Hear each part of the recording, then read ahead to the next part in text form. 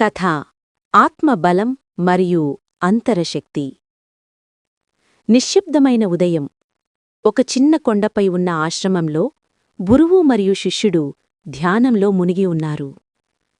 పక్షుల కిలకిలలారావాలు, గాలి చల్లదనం, ఆ క్షణంలో ఉన్న ప్రశాంతత అంతా ఒక శాంతి సంగీతంలా ఉంది.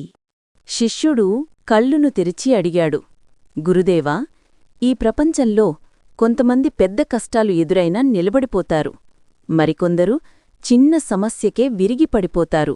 ఎందుకు? గురువు చిరునవ్వుతో చెప్పారు, బిడ్డా, ఆ తేడా బాహ్యశక్తిలో కాదు, ఆత్మబలంలో ఉంది.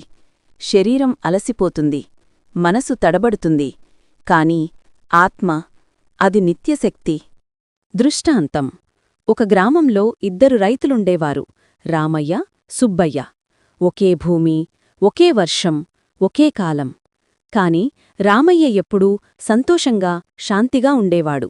సుబ్బయ్య మాత్రం ఎప్పుడూ ఫిర్యాదులు, భయాలు, అసహనం. ఒకసారి భీకర వర్షం కురిసింది. పంటలు నాశనమయ్యాయి. సుబ్బయ్య తలపట్టుకుని ఏడ్చాడు, ఇదంతేనా దేవుడా? నా జీవితం పోయింది. కాని రామయ్య ప్రశాంతంగా చెప్పాడు, దేవుడిచ్చినది కూడా కర్మఫలమే, తీసుకున్నది కూడా ఆయన సంకల్పమే. నేనింకా ఉన్నాను, కాబట్టి మళ్లీ వితుతాను. అతనిలోని ఆత్మబలం అతన్ని నిలబెట్టింది. అతనికి బయట సహాయం లేకపోయినా లోపల అంతరశక్తి ఉంది.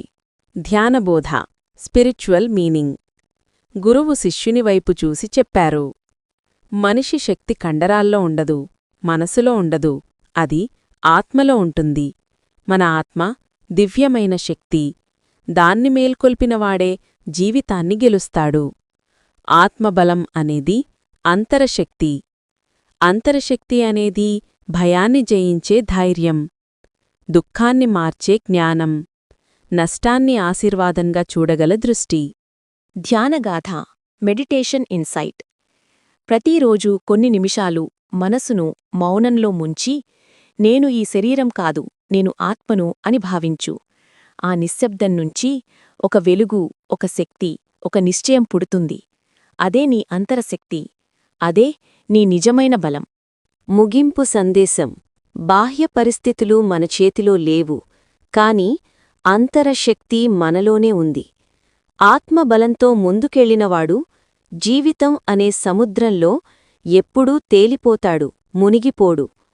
ఆత్మబలం ఉన్నవాడే నిజమైన విజేత. అంతరశక్తి ఉన్నవాడే నిజమైన యోగి. Friends, please subscribe, like, share and comment మన ఛానల్.